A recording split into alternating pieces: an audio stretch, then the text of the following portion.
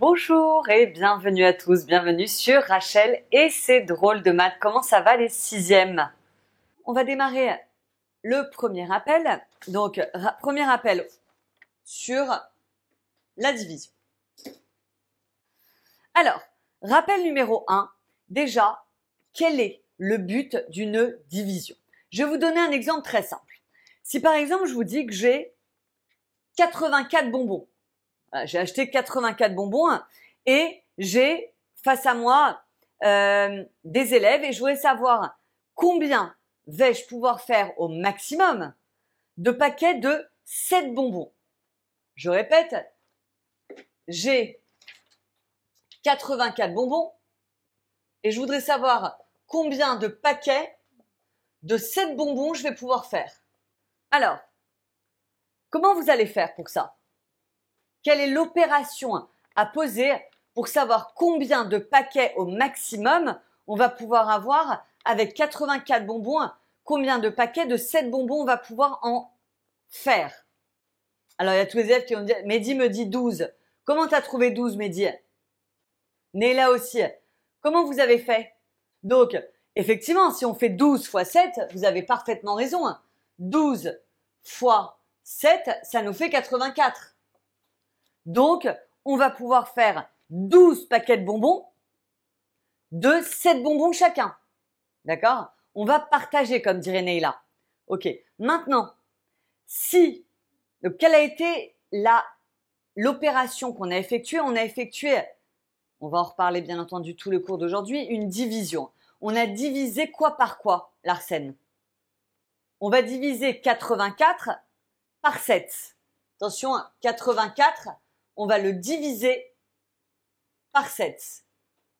Et c'est comme ça qu'on va trouver le fameux 12. On va en reparler ensemble tout à l'heure. C'est juste pour introduire là.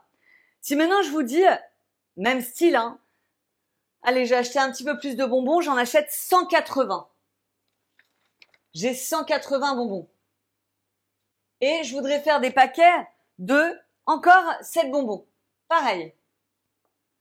Des paquets de 7 bonbons. Combien je vais pouvoir en faire? Combien de paquets de bonbons, de 7 bonbons, je vais pouvoir faire avec 180 bonbons? Ah, Néla me dit 25,72. C'est bizarre des virgules de paquets. Larsen me dit 25. Oui, c'est bien.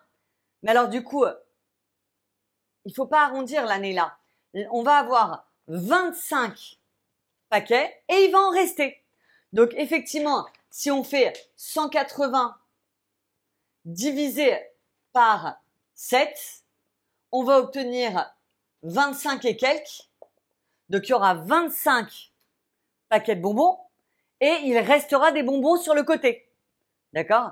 Alors justement, ce qui va m'intéresser, c'est ce fameux reste. Donc, on va enfin faire notre premier appel. Si jamais, comment on fait pour poser une division? Par exemple, prenons le 180 divisé par 7. Si on doit poser une division, comment on fait? On pose comme ça. 180 divisé par 7. Alors déjà, j'ai une question. Comment s'appelle le 180? Très bien, Néla. 180, c'est le dividende. Très bien, Larsen aussi. Donc ça, c'est le dividende. Comment s'appelle le 7? Le diviseur. Diviseur. Très bien, Mimi. Très bien, Mélis. Nickel. Donc, on a le dividende, on a le diviseur. Alors, venez, on regarde comment on fait pour effectuer une division. On appelle ça une division euclidienne. Je ne sais pas si vous le saviez, je vous le dis, on appelle ça une division euclidienne. Alors, comment fait-on? Déjà, première chose, vous allez prendre ici le premier chiffre, 1, et vous allez voir si vous pouvez le faire rentrer dans 7. Malheureusement, dans 1, il n'y a pas 7. D'accord? Dans ces cas-là, vous en prenez un deuxième. Dans 18, est-ce que 7 rentre? Est-ce que 18 contient le 7? Oui. Combien de fois? Alors, Néla me dit 7 fois 2, effectivement, parce que si vous faites 7 fois 3, ça dépasse le 18, donc ça va pas. Donc, il faut regarder dans 18 combien de fois il y a le 7. Dans 18, Pour l'instant, on s'occupe que de 18. Le 0, vous l'oubliez, d'accord? Dans 18, il y a 2 fois le 7. Donc, dans 18, il y a 2 fois 7. Alors, ça fait quoi justement 2 fois 7? 2 fois 7, ça fait 14. Vous pouvez écrire ici 14 et vous mettez un petit moins. Ensuite, vous faites une soustraction. 18 moins 14, ça nous fait 4. On fait tomber le 4. Une fois qu'on a fait ça, qu'est-ce qu'on fait? On va faire tomber le chiffre d'après. Regardez bien. Vous faites tomber, alors là c'est un 0. Et vous mettez 0 ici. Dans 40, combien de fois 7? Alors, il faut connaître ces tables, hein. Donc, l'Arsène me dit 5. Effectivement, 7 fois 5, ça fait 35. Et 7 fois 6, ça fait 42. Donc, ça va pas, le 6. Donc, c'est effectivement 5. 5 fois 7, ça fait 35. Moins 35. 40 moins 35, ça nous donne 5. Et là, ça y est, on a fait tomber le 0. On a retrouvé notre fameux 25 qu'on avait tout à l'heure. Comment s'appelle le 25? Là, on a le dividende. Là, on a le diviseur. Comment s'appelle le 25? Bravo Neila. Attention Larsen, c'est le quotient. 25, c'est le quotient. C'est du vocabulaire, ça à connaître, hein. Et comment s'appelle le 5? Merci Mélisse, le reste. Vous voyez ces 4 mots, il faut les connaître par cœur. Dividende, diviseur, quotient et reste. D'accord? Et, venez, je vais leur donner des lettres à tous. Dividende, je vais l'appeler A. Diviseur, je vais l'appeler B. Quotient, je vais l'appeler Q. Et reste, je vais l'appeler R. Alors, qu'est-ce qui se passe? 180 le A, il est égal à B fois Q, B fois Q, plus le reste. Ça, c'est à maîtriser.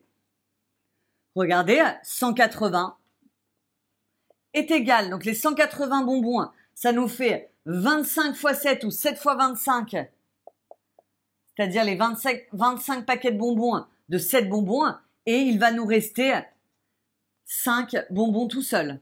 180 égale 7 fois 25, 180 égale 7 fois 25, plus le reste qui vaut 5. Il faut être capable de maîtriser une division euclidienne en 6e, et à la fin d'une division euclidienne, il faut être capable d'écrire cette égalité.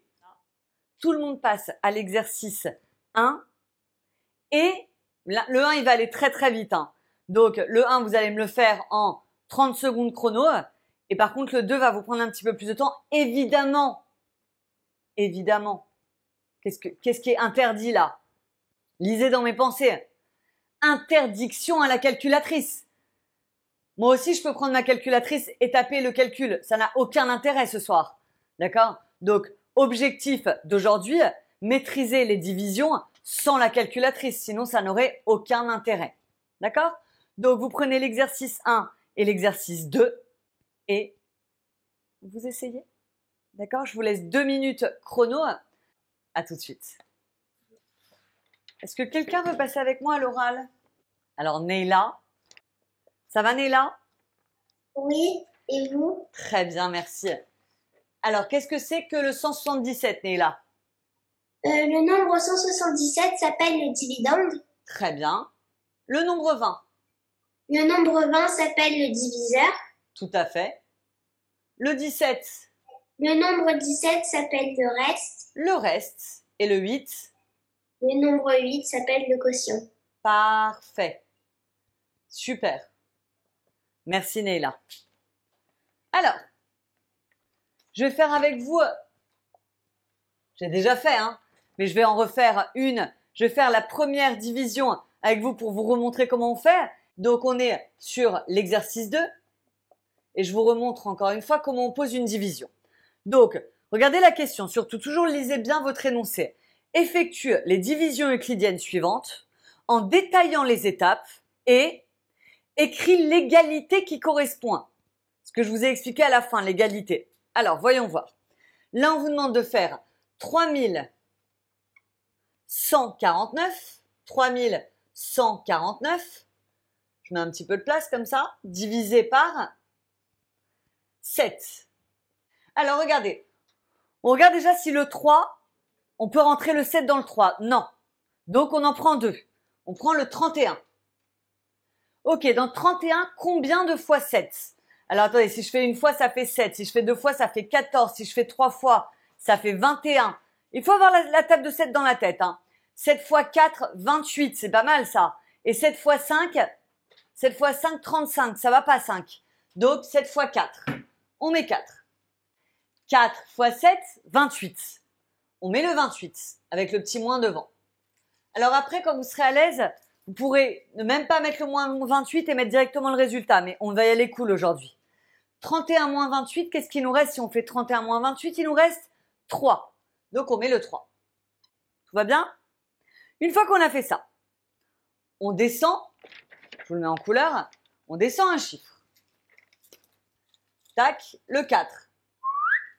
À côté du 3. Ça nous fait 34. Dans 34, combien peut-on mettre de 7? Mehdi me dit 4 et tu as raison Mehdi, on peut en mettre encore 4. D'accord? Pourquoi? Parce que si je mets 5, ça va faire 35, c'est trop grand. Donc, à nouveau 4. 4 fois 7, 28. Moins 28. Alors, 34 moins 28, ça nous donne 6. Et on descend le 9. En bas, 69. On est toujours dans la table de 7. Dans la table de 7, pour aller à 69, alors 7 fois 10, ça fait 70. C'est juste au-dessus. Donc, c'est celui d'avant, c'est donc fois 9. 9 fois 7, ça fait 63. Moins 63. Hop. 69 moins 63, il nous reste 6. Et on a fini la division euclidienne puisqu'il n'y a plus de chiffres à faire tomber. Du moment où vous n'avez plus de chiffres à faire tomber, la division est finie. Attention, avant d'être on est fier et on encadre, qu'est-ce qu'on doit faire? Il me faut mon égalité. Écrivez-moi l'égalité en privé. C'est quoi l'égalité finale là? Regardez, 3149 est égal à 7 fois 449 plus, donc ça fois ça, plus le reste, 6. Et l'année là, on est fier et on encadre. Hop, voilà une belle division euclidienne. Qui a envie de passer avec moi pour la deuxième? Larsen. Salut Larsen, comment ça va? Bien. Bien. Alors, explique-moi comment on fait là. Je t'écoute. On va encadrer le 47. Tout à fait, on commence par 47. Alors dans 47, combien de fois 9? 5. 5 fois? Très bien. En effet, si je fais 9 fois 5, ça fait combien? Ça fait 45. Donc on met moins 45. 47 moins 45, ça nous donne quoi? Ça fait 2. Ça fait 2. Très bien. Ensuite, on fait tomber le 6. Ici. Qu'est-ce que ça me donne 26 dans la table de 9? 9 fois 2. 9 fois 2, pourquoi? Parce que 9 fois 3, ça dépasse, t'as raison. 9 fois 3, ça fait combien? 27. Je t'aide un peu. Donc, c'est effectivement 9 fois 2. Donc, on met le 2. Ça fait quoi 2 fois 9? Ça fait 18. Donc, moins 18. 26 moins 18, combien on obtient? 8. On obtient 8. Une fois qu'on a ça, qu'est-ce que je fais? On baisse le 4. On fait tomber le 4. 84. Dans 84, Larsen, combien de fois 9? 9. 9 fois. Pourquoi? 9. Parce que 9 fois 9, ça fait 81. 81. Et qu'est-ce qui nous reste? 3. Bravo. Est-ce que tu peux essayer de m'écrire l'égalité, s'il te plaît? 4764 divisé par 9 égale à 529 fois 9 plus 3. Alors, attends. 4764 égale ça fois ça plus ça. 4764 est égal à 9 fois 529 plus le petit reste qui est de 3. Alors, il y a une petite phrase, Arsène, comme c'est ton premier cours, je te le dis, il y a une petite phrase que je dis tout le temps à la fin de mes calculs. Tu as entendu Néla le dire tout à l'heure. On est fier et on encadre. C'est mon petit slogan à moi. D'accord? Donc, à chaque fois qu'on arrive à un résultat, on est fier et on l'encadre. Tu verras, ça te servira surtout dans la suite de tes études de pouvoir toujours encadrer, de penser toujours encadrer ces résultats, surtout quand on est de plus en plus grand au collège. D'accord? Ça va, Larsen? Oui. Merci beaucoup. Qui a envie de faire la dernière avec moi? Néla, on y va? Alors, Néla, c'est la dernière en division euclidienne, là. 42 259 divisé par 30. Waouh! Allez, on n'a pas peur. Je t'écoute. Donc, on va faire dans 42, combien il y a de fois 30? Tout à fait. Dans 42, combien de fois 30? Alors, combien de fois? Une fois? Une seule fois pour l'instant. Donc, ça fait quoi 1 fois 30? 30. Donc, moins 30. Combien il reste si on fait 42 moins 30? 12. Il reste 12. Jusque-là, tout va bien. Ensuite. Ensuite, on va descendre le 2. Allez hop. On descend un 2. Ça nous fait 122. Dans 122, combien de fois 30? 4. Tout à fait. Pourquoi? Parce que 30 fois 4, ça fait combien? 30 fois 4, c'est égal à 120. Bravo Neila. Donc, moins 120. Combien il reste si on fait 122 moins 120? 2. Il reste 2. Qu'est-ce que je fais? On descend le 5. On descend le 5. Hop là. Comme on peut pas faire dans 25 combien il y a de fois 30, on descend le 9. C'est la première fois que ça nous arrive, ça, Neila. Alors, attends 2 secondes. Dans 25, il n'y a pas 30. C'est embêtant, cette histoire. C'est embêtant. Alors, Neila m'a dit, on descend aussi le 9. Attends 2 secondes. Je fais rien. Je descends le 9 comme ça, comme si de rien n'était. Neila, il y a un petit... Merci, Mehdi. Mehdi m'a écrit 0 en privé. Vous avez le droit de descendre le 9, mais avant ça, on va déjà dire que dans 25, il y a 0 fois, regardez, je le mets en orange, il y a 0 fois le 30. Et là, tu as le droit de descendre un deuxième chiffre, Neila. Tu comprends? Oui. Ok, donc, avant d'en descendre, on n'a pas le droit d'en descendre 2 en même temps, sauf si on met un 0. Et là, je suis d'accord. Alors, maintenant qu'on a descendu le 9, dans 259, combien de fois 30? Dans 259. Faut prendre son temps, là. Alors, attends, 30 fois 4, ça fait quoi? On a dit 120. 30 fois 5. 150. Ok. 30 fois 6. 180. C'est bien, Néla. 30 fois 7. On se rapproche. 210. Bravo. Mais on n'y est toujours pas. 30 fois 8. 30 fois 8, c'est égal à 240. Bravo. Excellent. Et je crois que c'est le bon, hein. 240, on est parfait, là. On est très proche de 259. Donc, c'était un 8 qu'il fallait rajouter, là. 30 fois 8, ça nous fait 240. Moins 240. Et combien il reste? 259 moins 240, ça fait 19. 19. Tu m'écris l'égalité finale, Léla? 42 259 Oui. est égal à 1408 fois 30 Oui. plus 19. Fois 30 plus 19. Et qu'est-ce qu'on n'oublie pas? On encadre. On est fiers et on encadre. Merci beaucoup, Néla. Excellent. Bon, déjà, on sait faire une division euclidienne. On a déjà un bon truc déjà de fait. On continue. Deuxième rappel. Rappel numéro 2. Je voudrais revoir avec vous, dans le même thème, les multiples et les diviseurs. Alors, si le reste de la division euclidienne, le reste qui est là, hein, si le reste que vous obtenez est égal à 0, alors dans ces cas-là, qu'est-ce qu'on va dire? Là, il n'y aura pas de reste, vous voyez?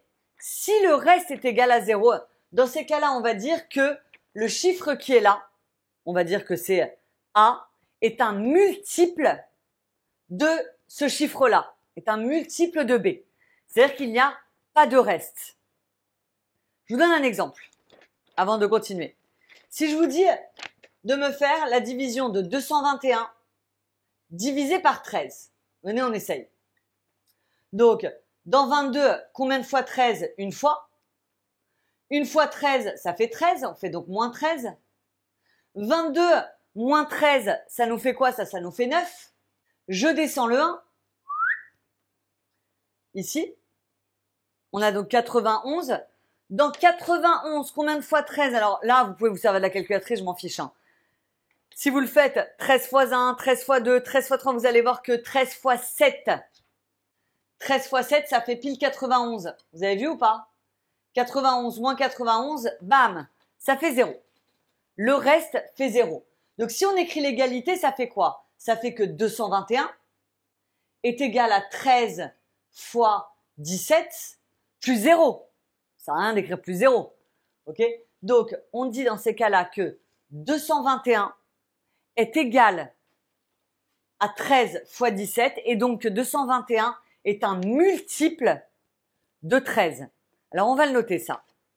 Lorsque le reste R est égal à 0, on dit que, alors il y a plein de façons de le dire. A, ça c'est A, est multiple de B. Je vous rappelle que c'est ça le A, ça le B et ça le Q. D'accord? Et là le reste il vaut 0. Donc A est un multiple de B. Deuxième façon de le dire, on peut dire que A est divisible par B. A est multiple de B, A est divisible par B. On peut dire que B qui est là, est un diviseur de A. Diviseur de A. Et enfin, dernier mot possible, B divise A. Ok, c'est les 4 mots possibles que vous pouvez rencontrer. A est un multiple de B, A est divisible par B, B est un diviseur de A et B divise A. D'accord? C'est 4 mots de vocabulaire, enfin 4 façons de le dire de manière différente. Ok, alors maintenant, moi, ce que j'aimerais revoir avec vous, c'est ce qu'on appelle les critères de divisibilité. Critères de divisibilité. Quand vous voyez un nombre, comment savoir s'il est divisible par, et il y a plusieurs choses à connaître dès la 6e, s'il est divisible par 2, par 3, par 5, par 9 et par 10. Voilà ce qu'on va réviser là. Donc, critères de divisibilité. Alors, est-ce que quelqu'un sait comment savoir si un nombre est divisible par 2? Alors, quand j'ai demandé divisible par 2, Néla m'a dit pair ou se finit par un chiffre pair. C'est pareil. Tous les nombres pairs, tout le monde sait ce que c'est qu'un nombre pair. C'est-à-dire un nombre qui finit par 0, 2, 4, 6 ou 8. Tous les nombres pairs sont divisibles par 2. D'accord? Donc, divisible par 2, c'est tous les nombres pairs. Divisible, ça va ça? S'il y a des questions, il faut me le dire. Hein. Les nombres divisibles par 3 maintenant. Comment savoir si un nombre est divisible par 3?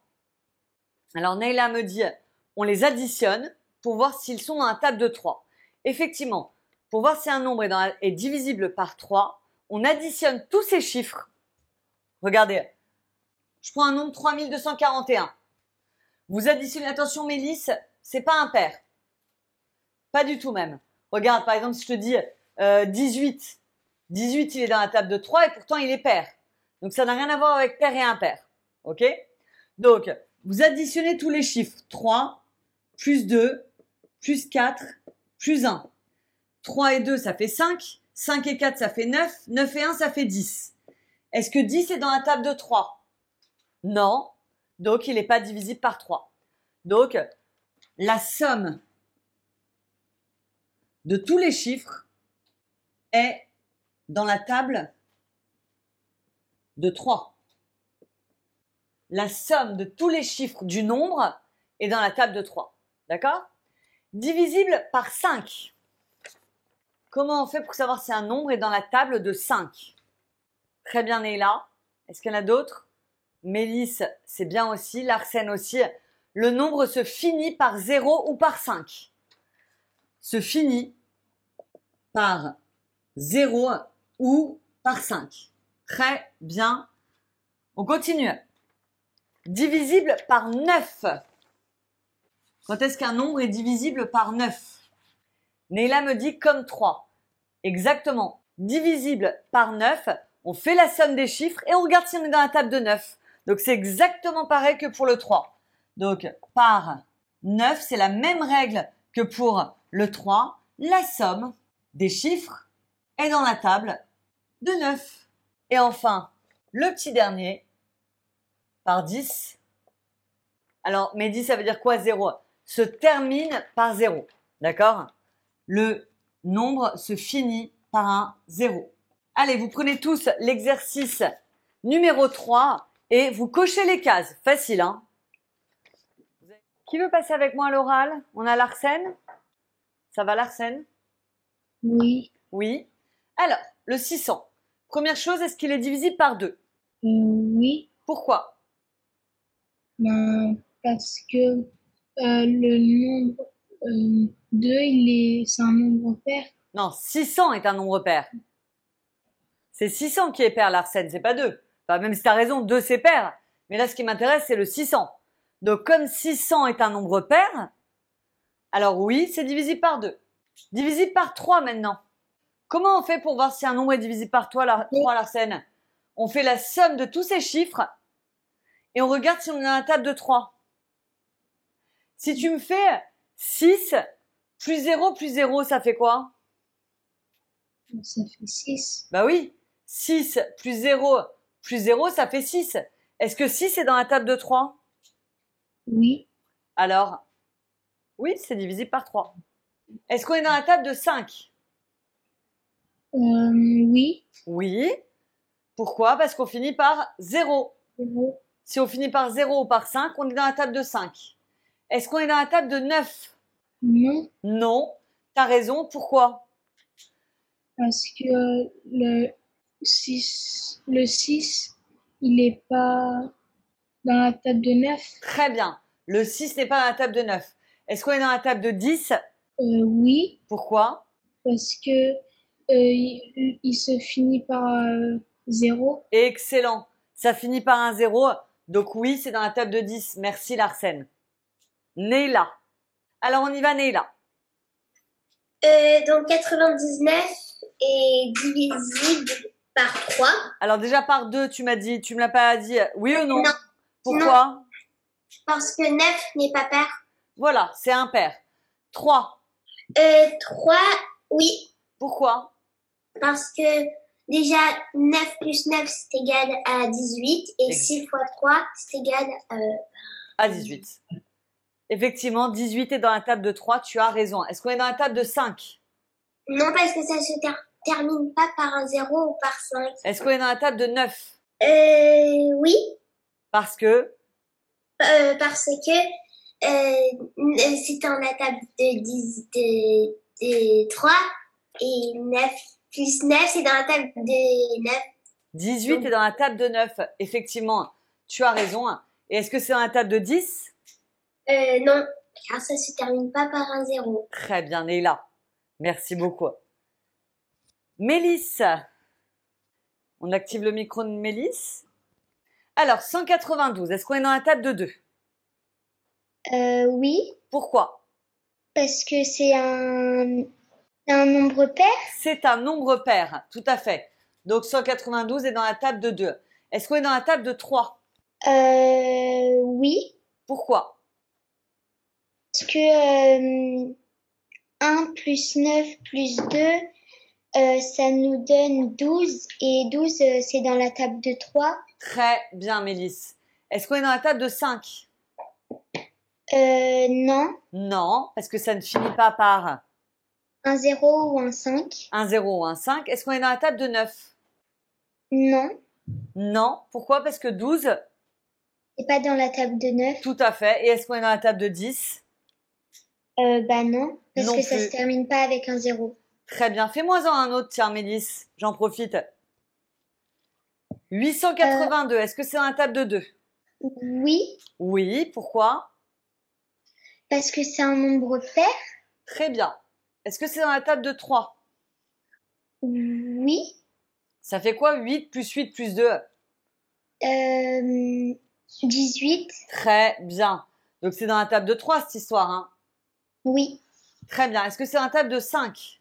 Non. Non. Est-ce que c'est dans la table de 9? Oui.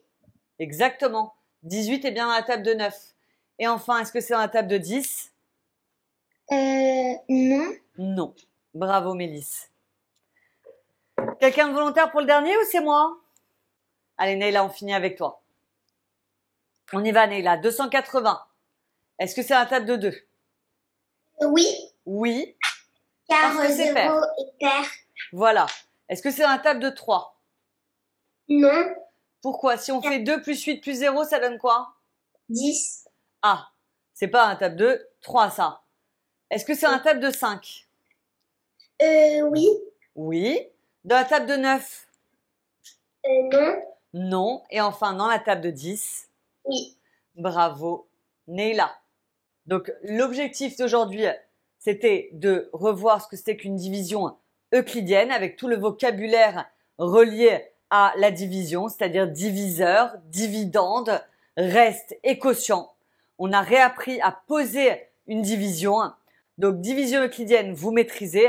On a revu ensemble ce que c'était qu'un multiple et également comment faire pour reconnaître un multiple.